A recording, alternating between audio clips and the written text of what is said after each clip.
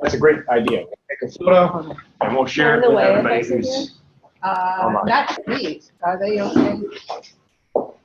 We have the microphone in the center. And I know Alex is on his way as well. Oh, okay, cool. Ooh, this makes me look huge. Wow, you look commanding. So yeah, do you want to start this off by explaining what the purpose is? Okay, great. Okay, you can feed me questions to guide it if you like. I had a thought of doing it this way. Okay, so for people who want to come to this, we're starting. We've been talking about some kind of education initiative in Indy Hall for a long time. And people are saying, well, even the other place, people were saying, we have these rooms that could be classrooms, we have knowledge, maybe there's some way we can get some kind of education going.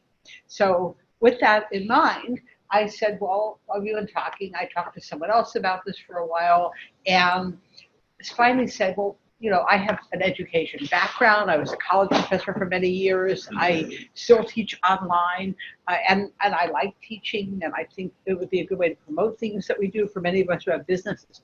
But the question is, what's the best way to do it? Because we've been talking about it. So what's the best way to kick this into action? So this first step is not to accomplish anything in action steps, although we might, but the first step is to come up with just sort of brainstorm ideas. Like, what could this look like? Because people have had it in the back of their minds for a while, and the question is, they have it in the back of their minds, what is percolating back there? What is it that people are thinking about? And is there enough interest to do this, to go forward? And what kind of interest would it be? So I think the rain may be keeping some people away. So it's hard to gauge interest based on this, but we can, this is just the first step. We'll have some ideas we can take to town hall. So what I was going to do is break it into three parts. First, who would be an audience for us for Indy Hall? Would it be the members? Would it be some people outside? Is there some reason for us to have some initiative? For example, we have a lot of places out there having courses now. We just got started. We have a lot of places that have courses. Is there room for is there something missing in the marketplace? So that's the first question. The second is, what do we offer? Because we have unique qualities here at Indy Hall, unique skills, are we recording? Is this is recording everything? Yeah. Yep. Oh, good. Okay. As long as I know, I'll put on my acting face. Okay.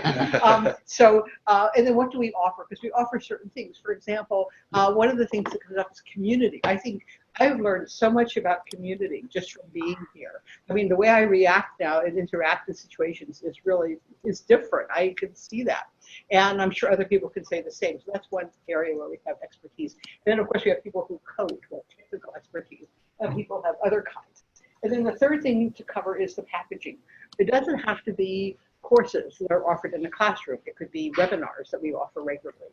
Many of them are podcasts that could be incorporated under education, just publicized as a group. We could have simply extend Indy skills further.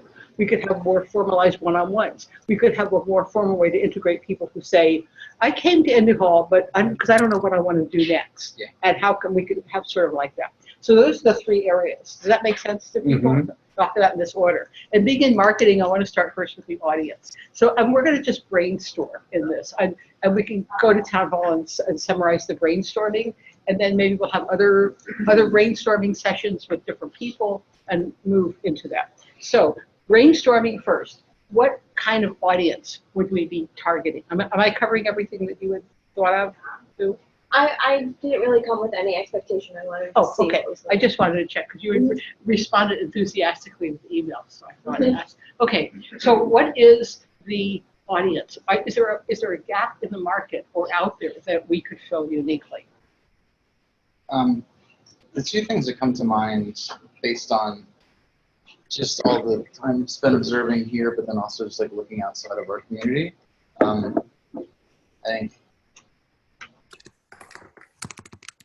I mean, there's a baseline of Indy Hall members who want to learn how to do something that should be included, right? But I think that's the table stakes.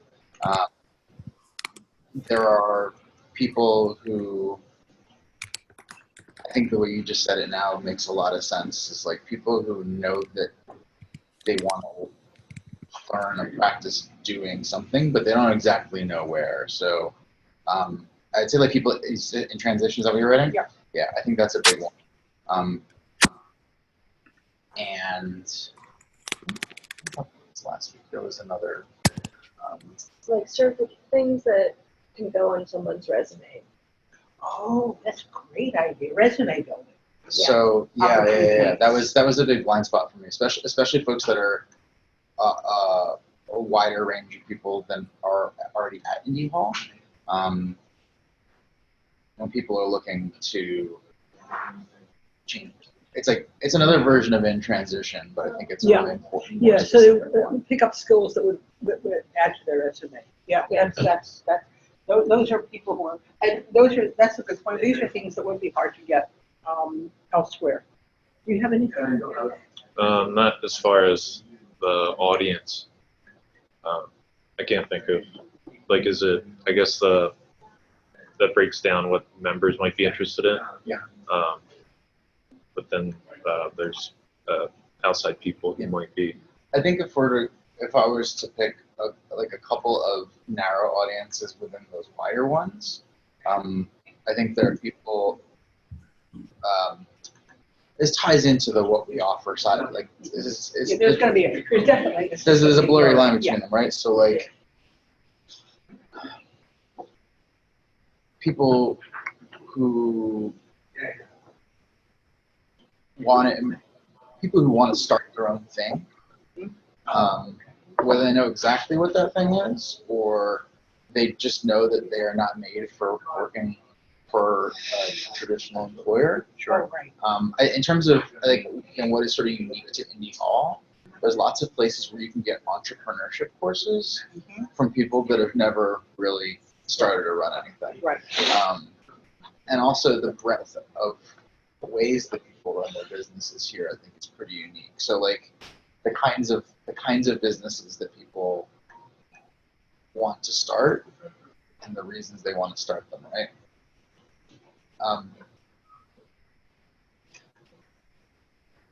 Yeah. There's also like, we talked about this a little bit last week too, is like other students. Like, I don't know exactly how and where we augment other student programming. What was the name of the organization you were talking about? UIN? Philadelphia Youth Network. So like that's a piece of this puzzle and a potentially very big one somewhere. I think it's one of the most important things when we're talking about leaving this community is joining people who are already doing this work and know what they're doing and offering the unique things that we offer in collaboration. Because I don't think that there's any place for us to just go out and like, even if we were, I don't know, to have a string of workshops as a YMCA, like there's no reason not to just join people who are already doing that, who have an audience, who have a relationship with the community. And are often struggling to find like practitioners to come in and teach Yeah. and support Right. and mentor and things like that. Yeah, exactly. Oh. I think that's a really significant piece of this puzzle, lest we create something from scratch where someone else has already created framework. Right. And they also have the trust and the relationships and the reach into those places. They're really just looking for people to teach what they know. That also like changes the bar for curriculum in a lot of ways, where like other people can help us create boundaries on what they've identified as useful for whoever their group is. In terms of a starting point, I think that's some of the lowest hanging fruit, apart from people within our own community having easier access to the knowledge that's locked up in everybody's heads. My handwriting wasn't any better when I was teaching. I think lots of teasing about it, but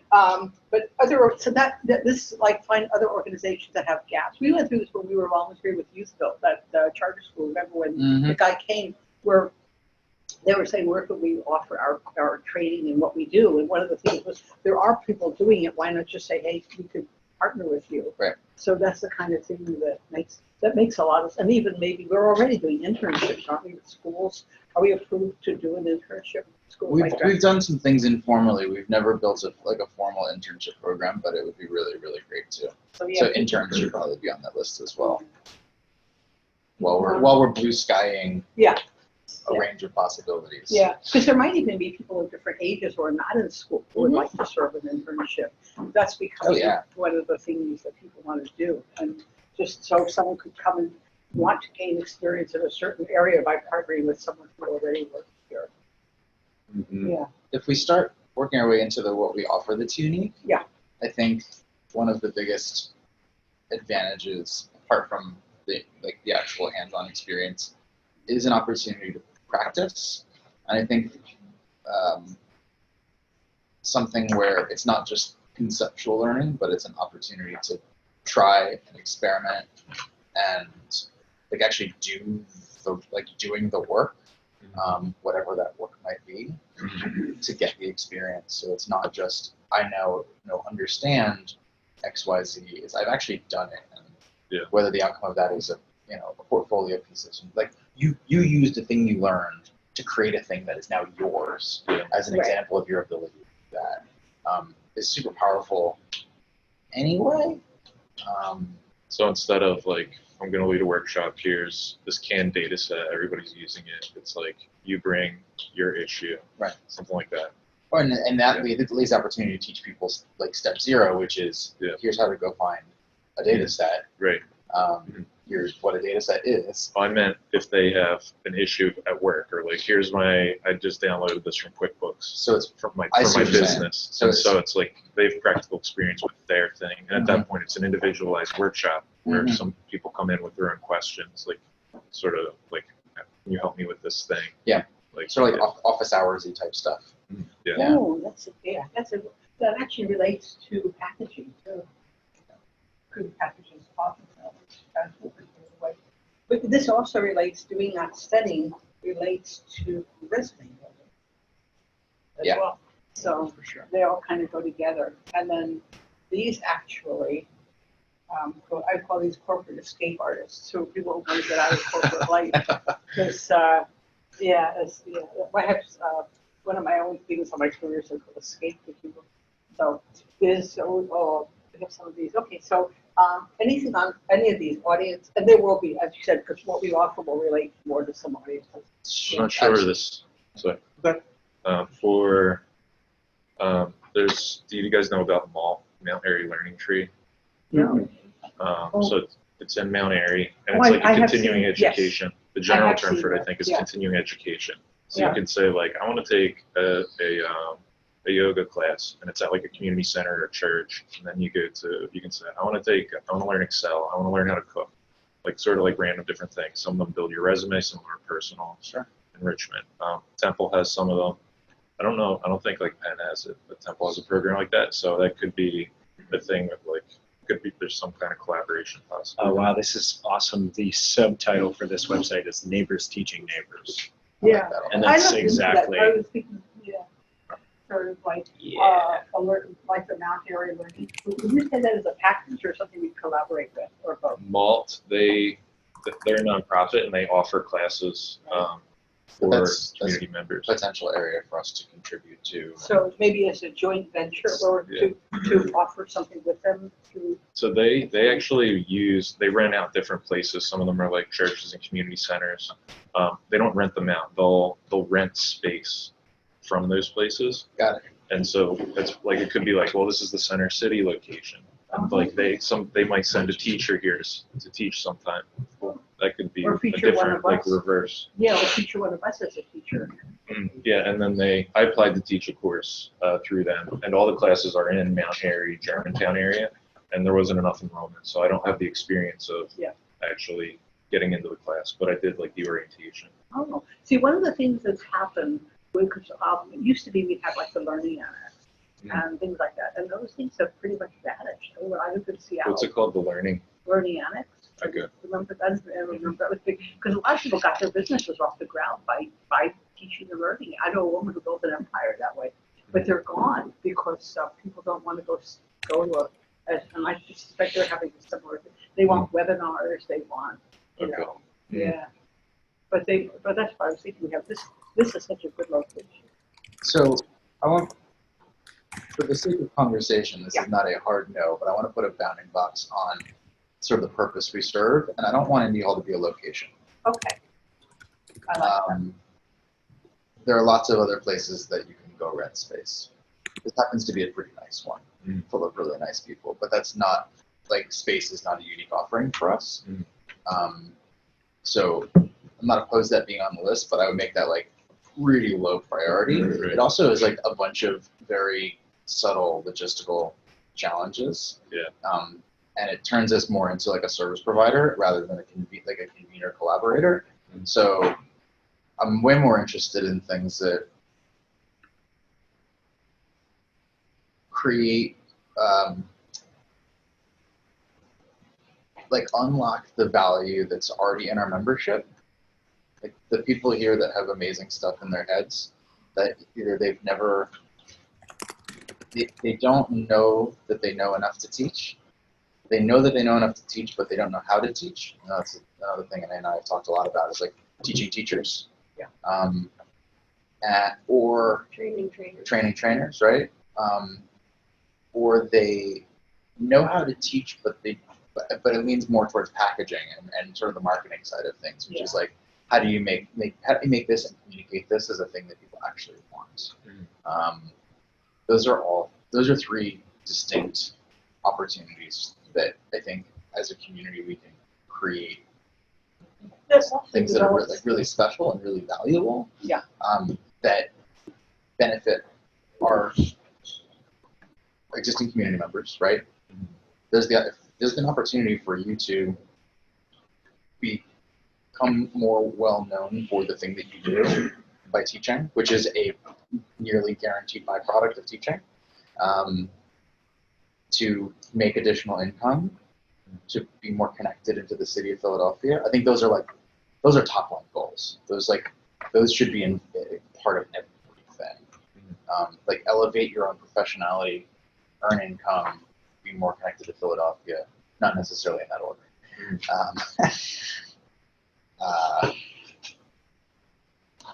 And what that allows is then we can have people sort of that are at different stages. People who already have experience teaching. We really just need to be connectors and maybe help with marketing and packaging a little bit. People who have knowledge but don't know how to share it, we can both through peer learning as well as bring in sort of expertise. I mean, it'd be amazing for there to be almost like an Indie Hall pedagogy. Like this is the style of teaching that you can come to expect when you come to Indie Hall. Would be really amazing. A parallel universe to this that I wanted to share. It's a 100% online ecosystem, but I have a friend who runs a website that uses screencasts to teach programming techniques and languages and frameworks and stuff like that. Screencasts happen to be a very useful delivery mechanism for that. Blah, blah, blah, blah, blah. At any rate, they've become one of the go-to destinations for people who want to learn these particular JavaScript frameworks and languages and things like that for a couple of reasons. One is they have a teaching pedagogy, in that their videos are generally short. They're meant to respect the viewer's time and intelligence. And they market it with like, this is what you should know. If you come in knowing this, you jump straight in. We don't waste any of your time, and we get straight to it. And for that audience, it makes a lot of sense, and it's very, very popular. The other part of it is that they reach into the communities, and they handpick and train the instructors, and they do a lot of work with the instructors. And having been on the other side of it, where people ask me even just to come in as a speaker or to run a workshop, and they do essentially nothing to help me understand who my audience is and how to connect with them, it puts me at a disadvantage. I have to figure out all of my own ways to do that, whereas Egghead does that for their instructors. They invest more in their instructors almost than they do in the student audience, because they know that it's way more work to get another instructor on board and get them up to speed. And that instructor is the primary deliverer of the value. So I think there's a really important piece in all of this. And if we think about all the people that are already in the Indie Hall community, both our like active membership as well as our extended community of just smart, talented, creative people, I think the biggest barrier is sort of, not barrier, I would use the word challenge, although I don't think it's unsurmountable, is insurmountable. Setting expectations so that people feel like this is something they can do. Does that make sense? Yeah. I think that's a really big barrier. Because there's lots of people that like, would love to, but they have an idea in their head of what teaching is from whatever experiences they've had in their own life. And it's just like, oh, I don't have the time for that. Well, what if you did? Or what if we made it clear that like this is how much time you really need? Or what if we had an entry point where it's limited commitment and it's relatively informal and you can see how somebody else does it? So that I think people seeing other people do it is like a pretty surefire way of them going, oh, if they can do it, I can do it, sort of thing. That I've seen that pattern here a lot. So I know some of this is kind of like conceptual and theoretical, but if I think about like the difference between how knowledge gets exchanged in Indie Hall now, and I think where we're talking about headed, even if any one of these concepts comes into play, is there's like a stair-step approach. If we go straight to formal classes and workshops, I don't think we're gonna get a lot of buy-in.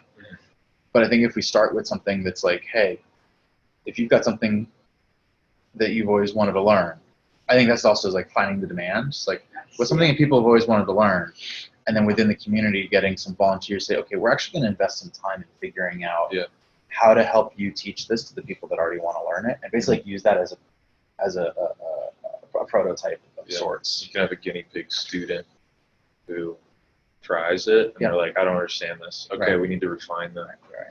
There's also lots of like, we don't have to completely reinvent the wheel, but I think it makes a lot of sense to think about sort of going back to the original question is like, what is unique about what's in this room?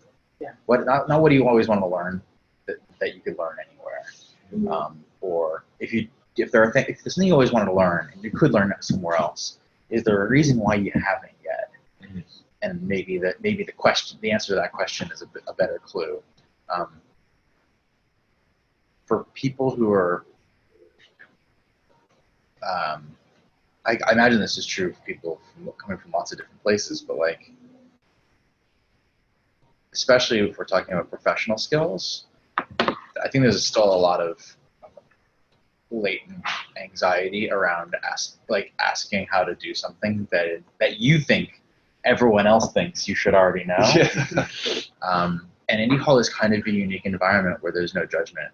When you're like, I don't know how to do this, and I don't know how to capture that, but I feel like that's a really special thing where people can come in, know that this is judgment free. I don't care if you're, it doesn't matter what experience you've had before. If you have questions, this is a place for you to feel safe asking that question and getting a really good, solid, honest answer. I was thinking of like the first time I came here, I asked Neil, I was like, what do you do? And he's like, we don't really ask that here. Like we do, like you can do a lot of different things, and it's sort of like, I'm the person, and he said it in the nicest way. But instead of it being like, we're going to have like a Python course, we're going to have a marketing course, that it could be like sort of like a case study of something. It's like somebody has an issue. Like instead of saying like, what is it you want to learn? You could say like, what's your problem that you're trying to solve for your business or something?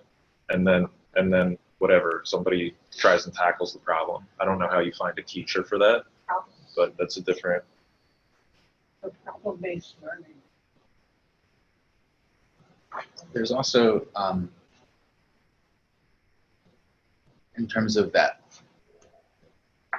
teaching/learning style, I have a mentor of sorts. Her name is Kathy Sierra, who created a series of learning how to program books in the late 90s, early 2000s called Head First.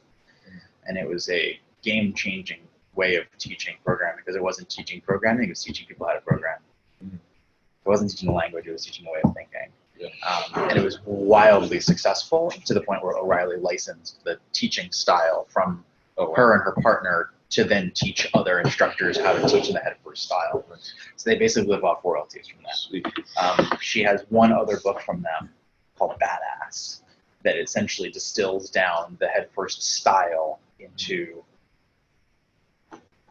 pedagogy, which is Nice. which is like you teach people how to go from the gap. It's like the what you call it, like the gap of suckitude, or the valley of suckitude, where it's like you need to be bad at something just long enough. You need to be willing to be bad at something just long enough, but also feel safe and supported to try and have a feedback loop that helps you get better.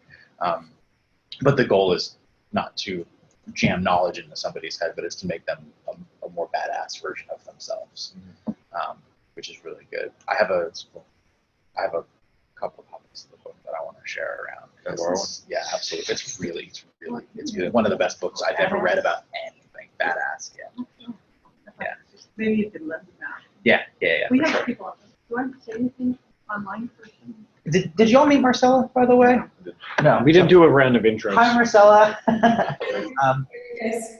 So Marcella is part of the Indie Hall Brain Trust, which is a community of folks who run co-working spaces all over the world. Folks in a variety of roles. Some of them are more like myself, owner-operator. Some in a similar role to Adam and Anea. Marcella is similar to Adam and Anea, runs a space called Tomorrow in London. London, England? Oh, Yep. wow. And so Marcella and I have been chatting about the opportunity for her to come and spend a little bit of time here at Indie Hall.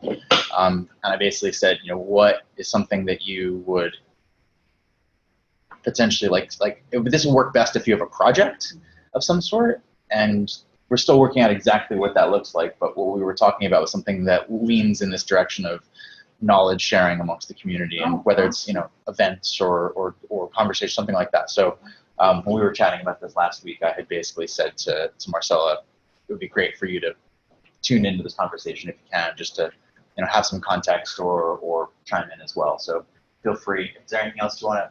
Did I miss anything? No, I'm struggling a bit to hear you. Oh, I'm sorry. No, it's fine. But I think I kind of gathered the ideas, also most of it. What I was thinking for the project is to create one idea I have for a space here, but haven't tested yet, is to create a bit of a framework for people to share skills, which we know happens naturally, but I wanted to see if we could enhance that experience for the members. So in my mind, it would be a bit of a structure for them to, like, one day a week, one fixed day a week, exact time every time, they come together and they say, like, this week or this month, I can volunteer 2-3 hours to the community, and I'm struggling with this, with my business or social media or SEO or whatever. And then people say, okay, actually, I know a bit about SEO, I could help you.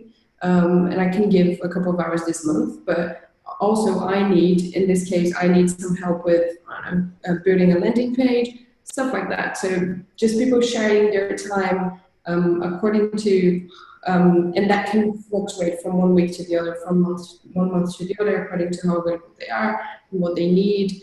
And I was just kind of playing with that idea in my mind. I bounced a few of those ideas with members here, and they seem to like it.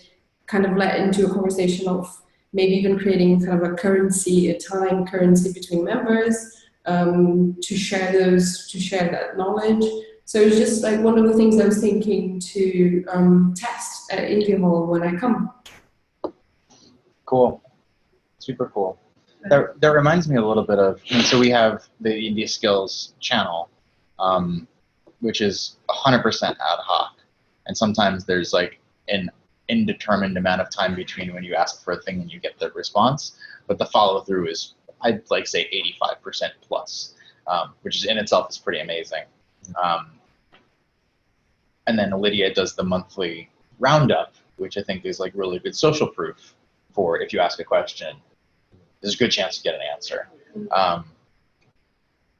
And this is slightly parallel to this, but maybe falls into like the packaging and or the marketing, is some way of presenting the range, like organizing, presenting, and then being able to like mine the range of stuff that's already been shared.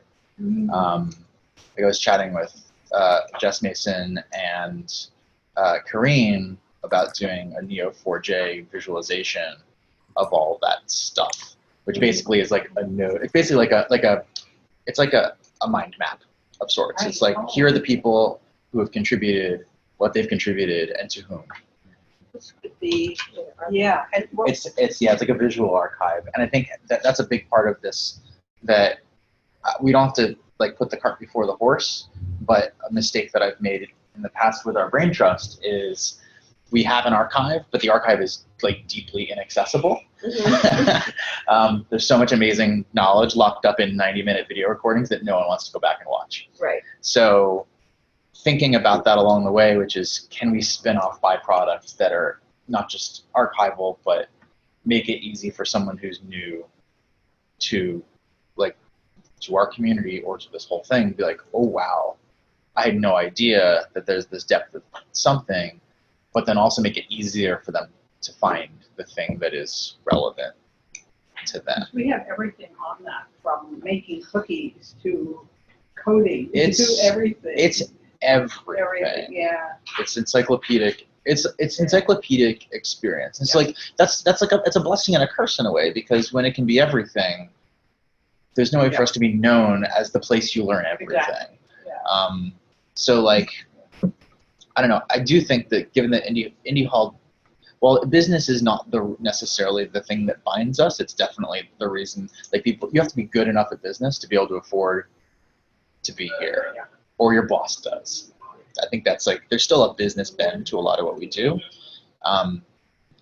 And I think what you're capturing is the concept that the way things are done here is by community and by collaboration. And we have a very strong collaborative model. And that might be what would underlie everything, whether it's we do it. So it fits in with experience, class, whatever it said. It's a collaborative learning model. It's like somewhere between, it's somewhere between peer-to-peer, fully distributed, has its own strengths and challenges, and expert instructor, someone who is knowledgeable and good at teaching at the front of a classroom, also has its own strengths and weaknesses. I think the answer is something that lies somewhere in between. See, but I don't think we've ever really experimented enough to figure out what that. You're good. There's a lot, going back to not reinventing the wheel, I think really a unique opportunity that we have is to shed light on teaching methods that in some cases are ancient, in some cases are revolutionary, but also like decolonize the education system. Like, we have an opportunity to not enforce an incredibly harmful system, go into like the expert, what Paulo Freire calls depository learning, where a student is sitting in a classroom and they're just judged on how well they can bank or store the for a very information short period of time. Yeah. So we're not going to be successful in doing that better than people have already do it, and there's also no point in not just bringing that up. People don't even want the model anymore. Right. Well, So what are you suggesting the next step would be, instead of, so we don't want that model, but it's more of a. What I heard you say is that there are some potentially like models that are less commonly seen, but are no less proven as valuable. That if we were to say, okay, we're going to choose, this is the bounding box on whatever this material is. Maybe we pick a couple of those formats and get a little crash course in how they work. First. What I'm saying is that there's research to be done. There's not creating to be done. Yeah, I agree with that. And I'm thinking of the Mount Airy learning tree as an example. If there's anything that we would want to do with them, really preliminary stuff. It's not necessarily to hop into their system and say, hey, we'll do whatever you want, but to meet someone over there and to learn about the way that they've constructed their neighbors teaching neighbors method. Because that's what I perceive. I don't know if we want to start a revolution here, or if we want to find ways for us to help each other more often with structure. I think it could be that there's somebody who is like, okay, this is what knows like the models, like the experimental or the modern teaching methods, and then somebody else is like, we could try it this way. So there's sort of like a bending of like for me, when I'm like, what am I going to teach? Like I create something, and I'm just like, okay, I'm going to do this, I'm going to do that. It may not be, I'm not like, which method should I use?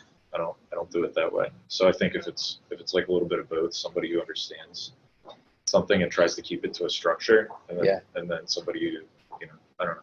I feel like that's where the trainers comes in, is like helping people identify the methods that they already use and put language to it and create structure that they can then tap into. Because, yeah, for so many people, it's just instinctual. You're just teaching, but there's a structure that's already there that can be used over and over and over again, and that can be shared.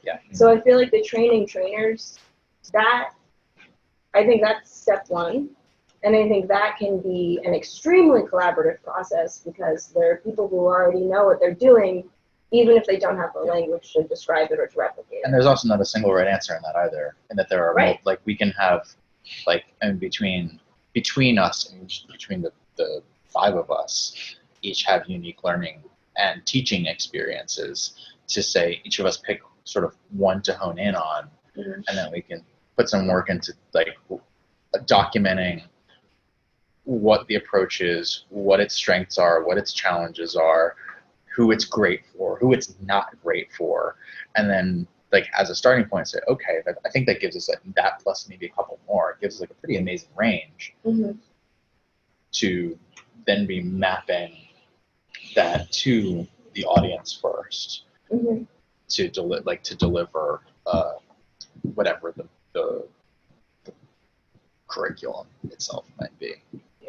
See, as you were talking, I'm thinking of a continuum. There's on one extreme, there is what I was doing in universities for many years, which is classroom teaching, where you have grades and you have structure, but you also have the positive part of that, is you also have the seal of approval. You have the platform, you have the authority, you have somebody who says, okay, if you're in that classroom, somebody checked you out and verified you're there. And the total other extreme would be in these skills, or just when I ask a neighbor, how do I do X, with zero, which is just, you don't know who the person is, you hope they know what they're doing, and you kind of have no structure. So what's interesting is like Indie Hall already kind of falls in the middle in that not automatically, but for many people, it carries a bit of credibility. Like, an answer from here means something. And depending on how far and where we're reaching, that's where the importance of collaborating with other organizations that have that trust in communities where we don't becomes super important. The other interesting thing is like a lot of the kind of knowledge that gets exchanged here, you can go on the internet and find it, but you don't know how to trust in what. Exactly. So like that by virtue of being here, there is a elevation of credibility, even if it's not like full on credentialed. I think that's pretty interesting. On that, riding on that, I think a piece of our purpose is all education opportunities are social opportunities. So you can learn anything you want on YouTube or the web, but that's not social. That's not an opportunity to meet with other people, to connect with other people, and build a relationship. And I think that's one of the unique pieces of the way that Indie Hall would teach, is learning is a relationship. And see, that's where I started to draw the continuum. On the one hand, this is like the total peer-to-peer, coordinated, stranger to stranger, one extreme, and then the classroom the other. But there are things that are very popular now, like the webinars. Like I have done one, I'm going to do another one for some organization in North Carolina that works for small businesses, and they're paying me to just do a webinar. Now some people. That's because and I also offer webinars, some free and some paid, and so that's kind of a middle area where you kind of have to build your own credibility, or you come with it. But it's not quite the classroom. There aren't any grades. People are genuinely interested in learning for the purpose, but it's not quite as free form because you have some platform. That would be an interesting thing. The other thing about as is getting kind of all over the place. Yeah. Back to I was describing my friend's website, Egghead, that teaches the programming stuff. From a business perspective, they built it as a studio model where essentially when you're a creator, when you're a course creator and instructor, if you create something and it's added to their curriculum, because it's all delivered via video, it's not even live, it's all pre-recorded video, they pay out monthly royalties based on people watching your courses. And so basically, like, their monthly revenue gets divided across a weighted watch time for everyone who creates courses. And essentially, for people who they put themselves in a role of essentially being the trainers plus platform for both marketing and delivery, and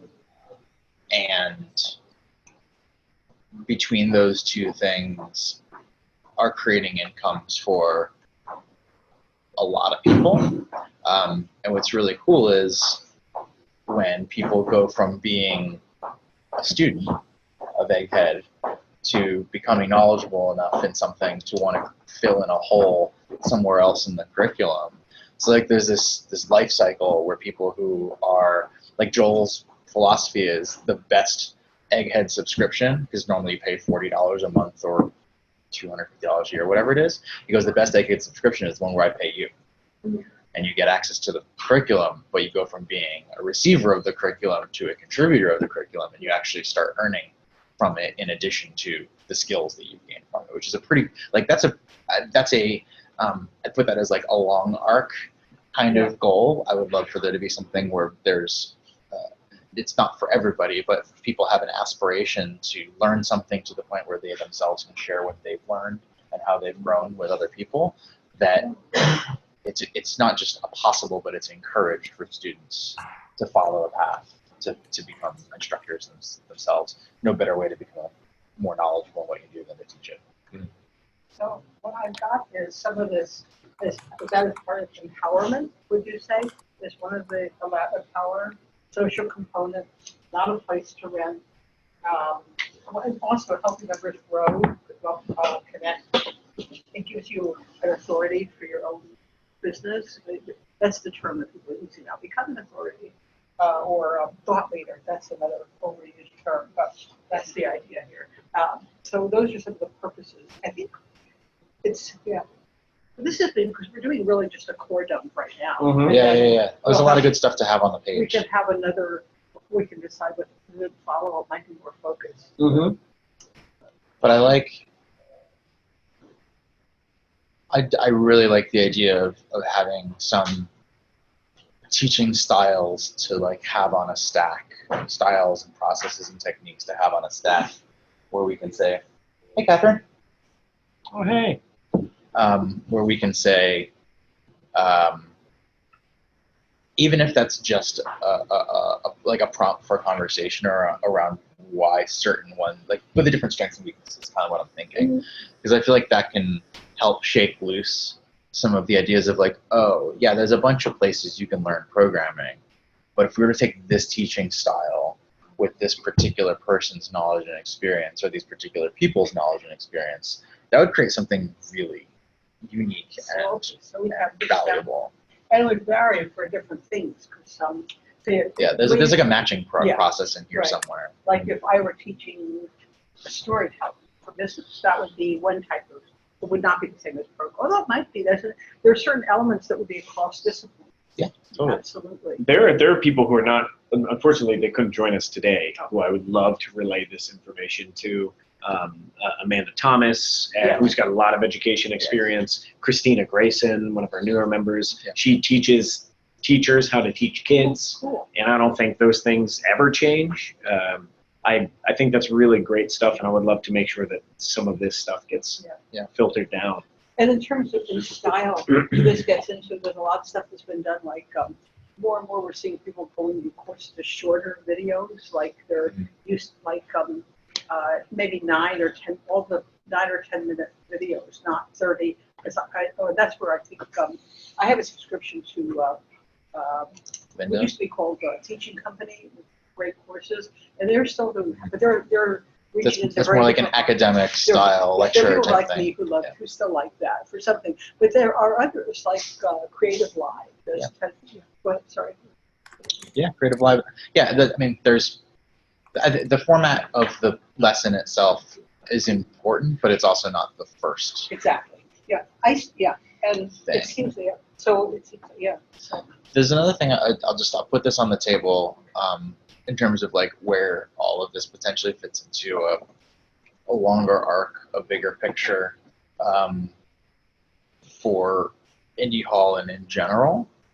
Also, like when we're talking about like doing larger scale collaborations with other organizations, is it just because we want to do education stuff, or I think there's a bigger thing here? And also going back to like, well, why Indie Hall and what's unique about Indie Hall? And I would like to see what it looks like, and this is not a hard line, but I'd like to see what it looks like to lean into material that encourages, inspires, and helps people find independence in their work. That could mean being a freelancer, independent entrepreneur. That could mean having more skills that earn you the credibility and trust to be respected at your work and have more freedom in a traditional work. Like there's no right or wrong way to be independent. But if I think about a longer arc of Indie Hall, the less time I spend having to run a physical space and the longer arc of the impact I think being Indie Hall can have is showing people there's a lot of different ways to be a professional. And if you value your independence, which I think that word is multifaceted and mean lots of things, for us to figure out what is that. that's the brand. Right? So like, Yeah. I mean, and this is not just because it ties into the brand Independence Hall and Indie Hall, but like, I also think about a time and a place, Yeah. right? So like when Indie Hall started, there was no connections between people who were making stuff on the internet, right? And so it was easy for us to develop sort of a counterculture. And now that it's super easy to like finding people is no longer the problem, right? We still serve that purpose, but it's no longer the primary problem. And I think just like zeroing in a little bit more right now, it's like finding people like us, people who you're a corporate escape artist, or bless you, or people that are some sort of career transition where like I know that I'm good at what I do, I know that I crave getting better at it, and I know that if I do that, then I gain what we'll frame as independence, which can be freedom, freedom of some sort, financial or otherwise, flexibility, which can play into things like quality of life. People, whether it's because they want to travel or because they want to spend more time with their families or whatever it is, or just like agency to help make Philadelphia better. I think all of that ties deeply into why Indie Hall is Indie Hall, and is even things that I think have been here and are kind of latent but aren't always right on the surface. This brings a lot of that stuff right to the surface. And that's the kind of thing that it becomes very easy to invite other organizations that already do a lot of like similar work to say, hey, within your bigger audience of constituents and students, are the people that march to beat of their own drum? The answer is always yes. How can we help them feel more supported? How can we help them know that they're not the only one? I think that's one of the biggest. You come here and you're like, oh, I'm not the only weirdo. Like everyone here is a weirdo, and that's awesome. So for people to there's an element of helping people from all different kinds of groups and organizations and communities find this sort of meta community of people who crave and thrive on their independence.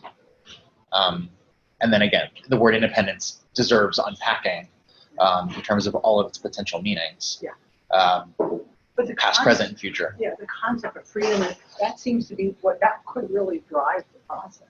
I think so. I think there's a lot of parts to it, but it's the thing that, for me anyway, when I look at sort of like a through line of why are we doing this at all, and by this I don't mean stuff on the board what we're talking about. I mean Indie Hall. Like, why is it like there are other shared workspaces? This one happens to be really nice and full of really nice people. The reason all those people are here is for a lot of that stuff I just described. And so if we can share that with more people, people walk in here and they go, I could never have imagined a place like this existed. Well, now their path has potentially changed. Or people imagined a place like this existed and they assumed that it didn't. And now we can prove to them that it is, and that people here do all of these things. I think those are, I would actually say, like, as powerful as it is, that's also table stakes. Like, that is, What is the table stakes? table stakes meaning, like, Yeah. oh, that showing people possibility, right? So there's things that people imagine are possible, but they don't know how. And there's things that people couldn't imagine until they see it, and now they crave it. But what are table stakes? Now, When I say table stakes, what do I mean? I mean that's baseline. That's like that is when we show up, like that is already part. Like that's already part of it. Okay. So is it a poker term? I don't know. I think Probably. so. Yeah. Oh, That makes okay. sense. I've been using it for a while. It's like when I started talking about quarterbacks in football. I don't know half of what I'm talking about. But, so Catherine, did you Hi, Catherine. anything to add from there? Yeah. I had my video off before because I was eating lunch, so I was just trying to be polite. But That's all right. People could hear You were you. spying on us. that too. Yeah, I love everything that's been said. I think it's really cool because I wasn't really sure what this was going to be about when Kathy first announced it, and it sounds like we're still kind of working out what it's going to be about, but this is like way more interesting than I had the idea for.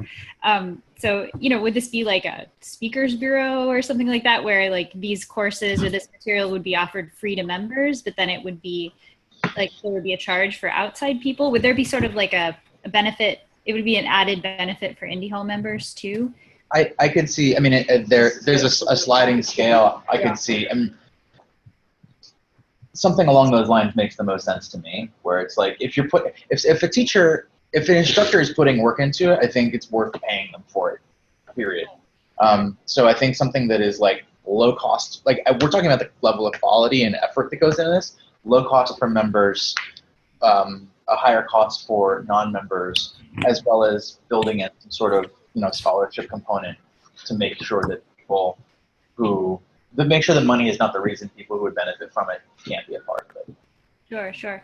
And I know, like, personally, a lot of times when I have assignments that I work on, I have to do a lot of deep research, and a lot of that material doesn't usually make it into the final piece. Mm-hmm. And so, I mean, to have just a possibility to get that knowledge to continue to live on past the research that I did for one piece. I mean, I could see myself doing presentations on, personal finance every month for stories I'm writing with excess material that didn't make it into my published stories. Mm-hmm. As a content creator, I see a huge opportunity there. Alex, I really liked what you were saying about that we need to give people sort of a non-intimidating way to jump into this. Like the prospect of designing a course, to me, I would be like totally overwhelmed by that. But if it's just, we're putting together, 15 5-minute presentations on something, submit your idea and we'll choose the best ones or whatever. I like that. I think it's important to keep that in mind because some people are like super go-getters and like real ambitious. And some of us like are just are more like need to dip our toe in it first, but get really into it. Even having guidance at all stages. I mean, I was telling Kathy about the process that Amy and I use with speakers for our conference where when we ask them to speak, we generally show up with a rough idea of what we'd like them to teach to begin with. Also offering if they have something else they think would be better or is like burning a hole in their brain pocket at this particular moment, we can alter it if it makes sense. And then we have them brainstorm like, okay, if you've got 15 minutes, 20 minutes, like give me like a 10 to 15 bullet point version of what you want to cover and then send that to me. Just bullet points. And then what we do is we pick like 1, maybe 2 of those bullet points and get rid of everything else. And say, those are the 2 bullet points for you to focus on. And now your job is to go deep instead of worry about covering everything ever. And it's just, like, it's counterintuitive, but it's kind of freeing in oh, I don't have to worry about covering everything. I can just share everything that is super important about these things that I've now been guided are sort of the boundaries of it. Absolutely. Yeah. Yeah. Kathy and I went to an event a couple of weeks ago, the Panama presentations, and you could see a lot of people had put together presentations that were far exceeded the amount of time that they had. So I think getting that feedback from people before you give a presentation is good. One question I had specifically, how would this be similar or different from the normal Lunch and Learn series that we have at Indie Hall? Would Lunch and Learns be sort of the stepping stone to this, or could Lunch and Learn participants like be feeders to this, or is that like a testing ground? I'm wondering how we would explain to people how this is going to be different from that. In fairness, I think Lunch and Learn is a phrase and a format that we use liberally and infrequently. Yeah. So I think there wouldn't have to be too much re-education or redesign for most people. Most people haven't been to a Lunch and Learn at Indie Hall. We haven't really done them in a formal sense. So I'm not necessarily caught up in thinking about how we would have to integrate or change what we've done before. I think this feels like a separate thing to me. I mean, the way you said as a feeder, like if something behind the scenes, some of you have experienced this where we use show and tell as a building block for if there's something that's not fully fleshed out. Like, let's just make it a show and tell presentation, and if that sparks enough curiosity, then that's a good reason to move it to the next level. I can see Lunch and Learn falling into a similar role where, like, the Lunch and Learns we have had are like pretty informal, generally more of a conversation than a presentation, and just like not on the spectrum of informal to formal. It's about as informal as I would still consider like event-based education. Yeah. So potentially a feeder. I think that makes some good sense. But yeah, I'm not too worried about it being. Brings up a good point that we've Lunch and Learn, show and tell, Indie Skills as different models that we're already. Yeah, and truthfully, all of them I think are feeders for something that is a little more like structured. I think when I think about structure, it's not so much like structure about a time and a place, but it's structure in terms of accessibility, where it's like you know how to access it, like you know that you've signed up for it. It's a little more of an exchange where it's not like, oh, there's a Lunch and Learn going on today, I might go to that. It's like, no, I signed up for this and I'm invested in it. I feel like sort of mentally and emotionally, that's sort of where I draw a barrier. Yeah. Again, if somebody's going to put the work into creating something that's that valuable, I'd want the people that are coming to it to really be bought in, versus like our Lunch and Learn, show and tell, and Indie Skills are all things that people sort of flux in and out of. If people sign up for them, great. If they don't, it's not a bad thing for three people to sit around a table and have a conversation about that thing either. Yeah. That's still more on the relationship building side of things, like Adam was saying. But what you were saying about the 5-minute presentations, that I just did the Panama show and tell. I was debating whether I should post the video of my talk to the group, but it was a lot of fun. But exactly what you said, that there were people there who knew they had 10 slides and 6 minutes, and they came prepared for a 45-minute presentation. And it was and afterwards I felt like I could work with some of these people and train them. Yeah. And that might be worth showing how, as it is now, we have some people who come in and give a very clear, focused presentation. Like that guy who came from Youth Film, he clearly knew how to do a 10-minute presentation. Yeah, he's done that before. Yep. Yeah, just a few times, right? He's very persuasive. And then we had people who, just don't know what to do, and they have good ideas, and they just the whole idea of setting up, deciding, have 3 points. People are not going to take away more than 2 or 3 points in a 5-minute presentation. Get them out there and do it. That kind of thing is something that could be, maybe that would be a way of starting with more people who want to learn how to do better short presentations. That might be a way to start, to say, get more 5-minute, 10-minute presentations at Indie Hall and offer coaching to people. And in some cases, maybe, if they're new to the process, strongly encourage coaching. Because it's hard to sit through a talk when people are not, well, are Yeah. not there. I don't want to focus on the negative.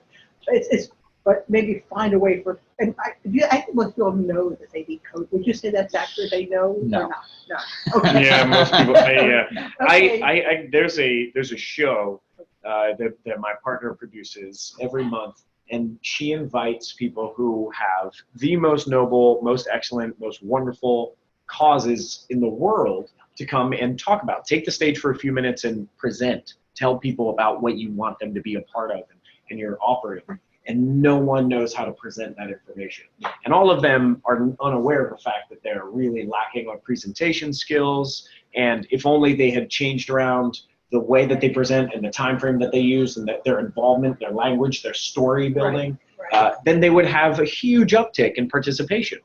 But they certainly aren't of the mind that they're doing it wrong. Right. They're just doing it the way that was handed down to them.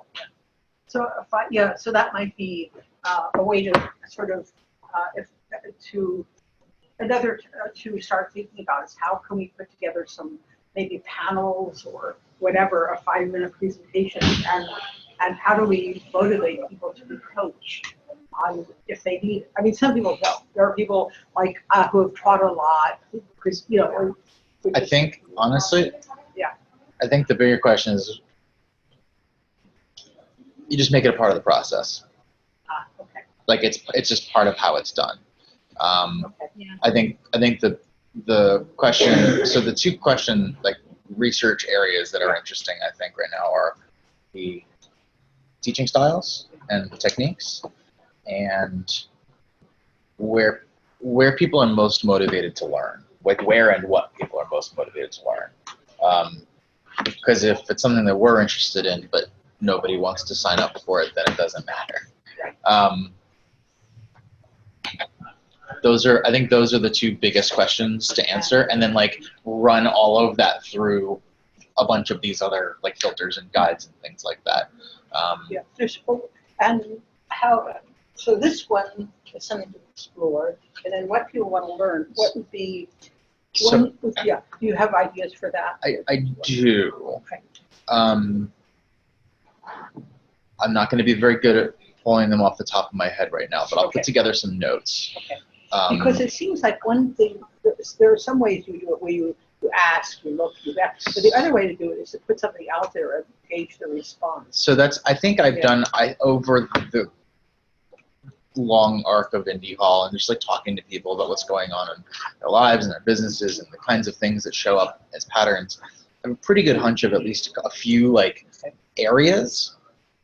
And I think that, like the simple thing to do would be like a survey of sorts that's like, is there an area here where you really want to put your focus, like that would really help you professionally in some way over the next, and not just in general, like putting a time box on it too, is like in terms of the stuff that is on your plate in the next 6 to 9 months, which of these areas is most important to you, I like that. right? Yeah. And leave room for another. Like if we didn't hit it or it's not specific enough, people will suggest something, and that's fine too. And there's the nice thing about that is you don't have to get a single right answer. There can be a few. We just get an idea of like what the heat map is, and maybe we pick from a couple of them. Or But even 90 days. Like, what would be helpful to you? Because I'm finding people now think like what used to be when I would do a webinar or a course, I'd start promoting it 2 or 3 months. Now it's a week or 2. Yeah. That's it. yeah, because all that energy, Yeah. People people forget. Yeah. So what do they want? You could put in like an intensity too, like this is like 0 to 10. Yeah. 10, 10. How Yeah. hair on fire is this fear? Or Right. simply, if we offered this, would you come? Definitely, maybe, no way. That would be it. Or actually, that's predicting an intention. Yeah, I think that if we do a good job, then people will come. Like people are pretty bad at self-reporting whether or not they'll show up. Over your shoulder.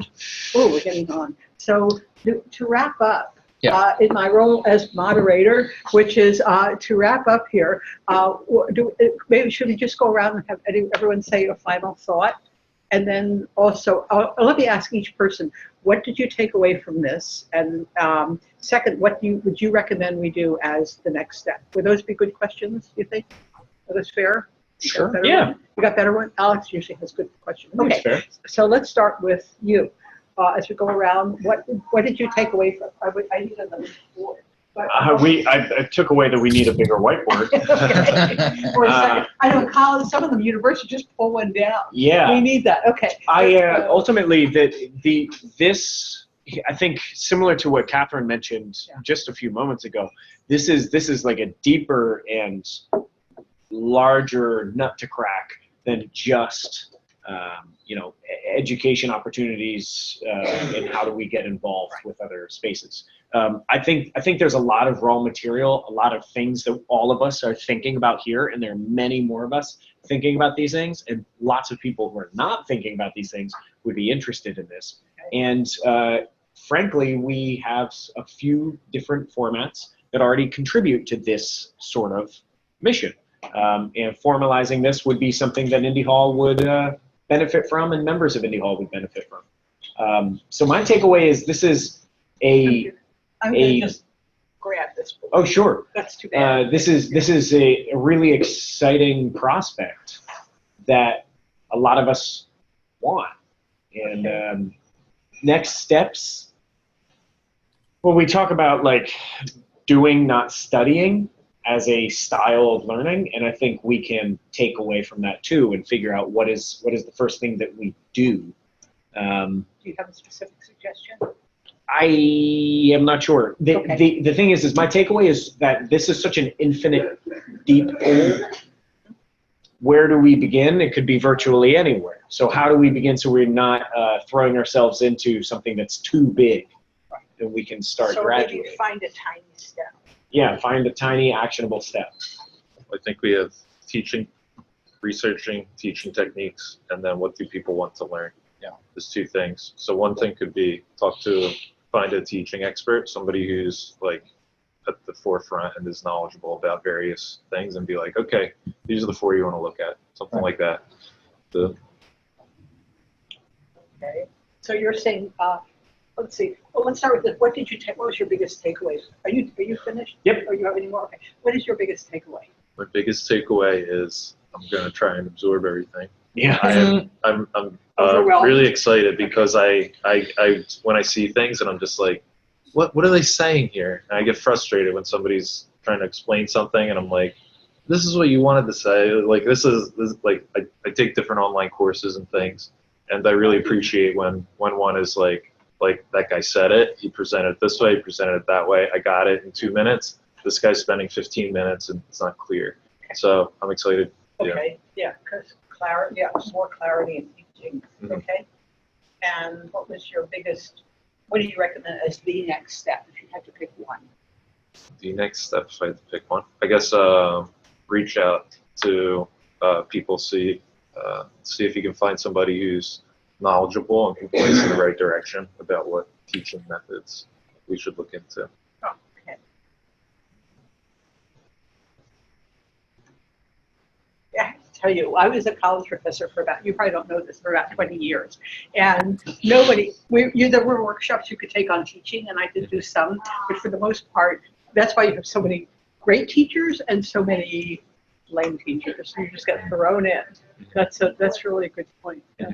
And I did go to workshops, but were really the most valuable were when they had suggestions like divide the class into groups. I was famous for that. But have groups and participation. Yeah, but you're exact. That's really brought back the memories. Okay, Anaya, takeaway and.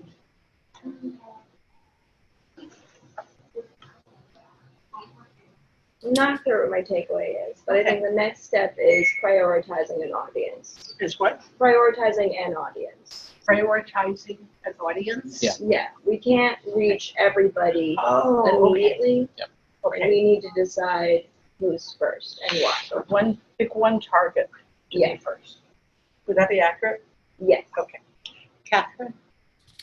I think my biggest takeaway was I signed up for this meeting thinking this would be something I could learn from other people, and now it has me really excited to be something I could actually participate in and teach other people the things. Oh, okay. So that's pretty cool. Yeah. As far as next steps, I think Anaya's suggestion is the right first one. I also think we could identify more what format we're talking about. Are we talking about live in-person instruction? Are we talking about live online instruction, or are we talking about pre-recorded videos of some? And these actually go together because the audience will impact Yeah. the format. Yeah, I That's agree. Great point. Okay. And Alex. Takeaway is that we probably should have started doing this sooner. We need a time machine. Yeah, we need a time machine. No, this is. I'm very excited. It's something we've been talking about I for know, a that's long why I time. said we just got to start. We right? just got to Yeah, start, and See, I'm glad this is you. how Indie Hall I'm is. glad you just fucking did it. Just did it. Yeah. You notice how the longer I stay here, the more I tend to jump in. It's good. You know. I don't have an additional I mean, I think Okay. the next steps that are lined out here Okay. are pretty darn. Find a tiny step. Think about maybe starting about how to get teaching going and targeting the audience. So maybe we could schedule maybe in a month or so, do another lunch and learn and discuss these. Would that be a good step? I'm thinking it might. Or not? I mean, I would like to be able to move faster than that, honestly. Okay. Granted, it is summer. Yeah. On one hand, that means that I think the thing to think about is that summertime might not be when everyone is grinding on stuff, but it would be awesome to have some stuff we're piloting in the simplest form over the summer, Oh, good. so that we can hit the ground with something concrete in the fall. Yeah, I'm going away for 2 weeks in September. I think I am too. I'm crossing another item off my bucket list. Where are you going? Prague. Sweet. Yeah. I'm going to Prague Ooh. too. Are you really? Yeah. End of August. Well, there you Wait, go. I want to Might learn overlap. how to do that Yeah. and go to Prague also. I know. This is my big splurge. I'm gonna. So Yeah. so let's say. So do you want to? Today is the 15th. Do you want to target? Here's what I'm thinking. The first Friday. What I'm in thinking July? would be good would Yeah. be maybe we move this into sort of like a collaborative document of sorts, where we can distill down these notes for people Okay. that weren't necessarily here. You already have notes. To Can you add put them to. into a doc file? Yep. You have notes? Use some of those But too. Okay. between the two We'll of you, we combine. can get a doc. And then I think I actually can do a doc. working in that document Okay. makes a bunch of sense, and that can once we're in there, we have an idea of what we're looking at. Okay. We have we can figure out, okay, this is exactly what we're gonna do, and somebody can say, I'm gonna have this. I'm gonna do some of this. I'm gonna come back in a few days or a week and show something. I think I think for this, for something that's currently this amorphous, we've got a couple of things to make it less amorphous. Okay. But it's not the only thing anyone is working on. Right. Anyone's working on. So I think giving people an opportunity to say, I'm going to go do some homework on this. Give me a week or so. Sort of like a team effort. We did that a lot with my team with Youth Build. I think that'll work. Yeah. And like I said, and that also doesn't. That way, the whole thing isn't relying on any one person. You know what that will evolve to is that it will be we'll have we did that on our team where we had one person will research X, another person will research this. Come back and share what come back and share. Yeah. So and do you think there should be have another meeting that is open, or invite people to join on it if you want to come in and work basis? I think it's going to depend on exactly what comes out of this Okay. stuff. Generally speaking, we're not going to have to do anything that's closed. Okay. I think the more we can share out in the open, the better, because folks will have more opportunities to say, oh, that's something I know something about, or I want to learn about, or I want to get involved in. So I think distilling this down so that people can say, oh, multiple people I'm not really sure. I came into this sort of expecting something or not really sure what to expect, and now I'm really excited about it. I would love for this to do that for more people. And I think having it all in one place is an important part. And I'll offer to also help be a voice to signal boost that into our wider community to make sure people say, this is something that even if you weren't sure what it was, or if you don't necessarily see yourself in it yet, probably worth taking a look at. Okay. So So we have the next step will be to get the document going. Yeah. Cool. Okay, and I'm always happy to facilitate me, as you can tell. It's fun. cool. Thank you for calling this, Kathy. Yeah, oh, no, you're very welcome. It is true. I just realized that as I was talking, that the more I stay, the more I end up promoting. It's really funny. And, It's working. it's working. Yeah. I know, I'm a living proof, yes. Okay, so are we finished for today, do you think? I have a couple other points. I can just send them Okay. in Slack No, if that's go ahead. easier. I If don't know if they're you guys quick, you want can summarize them. to. One is sort of a separate thing. It could be like a mentoring program from one member to another. Okay. I worked at Big Brothers Big Sisters. It's a professional mentoring program. They have a spin-off called Mentor IR, Independence Region, and they teach people how to do mentoring programs. there was an in-place work mentoring program, Big Brothers Big Sisters too. Cool. So they might be a resource if that was something. Another thing. Another thing is that if you have like 4 different teaching methods, you can like mix them in. You could do one topic with 2 teaching methods. I just think it might be like, oh, I didn't understand that. For something that's really complex, you could have multiple ways to explain it for the different types of learners. That's really cool. Okay. Okay. Yeah. That's cool. Cool. And we also have resources here. I mean, I've done a ton of teaching as far as teaching methods in different environments. And I'm not the, what's his name? Randy is also, well, he's also a college professor who's done other kinds of teaching. So we have a lot of, we do have some of that. And we can do different. Okay. So the next step will be that Anaya and, oh, I'm sorry. Yeah, we'll get that document together and share it out as not just a recap, but also like an invite for people to really take a look and I'll pull out some highlights to get some folks excited about it. I'll snap a photo of this so we have that. We have 2 as well. sides now. Yes. Cool. Awesome. Do I need to erase it or? will the No, next it's person all good. will- I'll take a photo and then we'll take it from there. The next person will erase it. Okay, great. Thanks, Awesome. guys. Thank Thanks, you. everybody. Thanks, fun. Catherine. Yeah. Hi. Wow, that was a lot of fun. Anaya, would you hit that red circle on the iPad, please?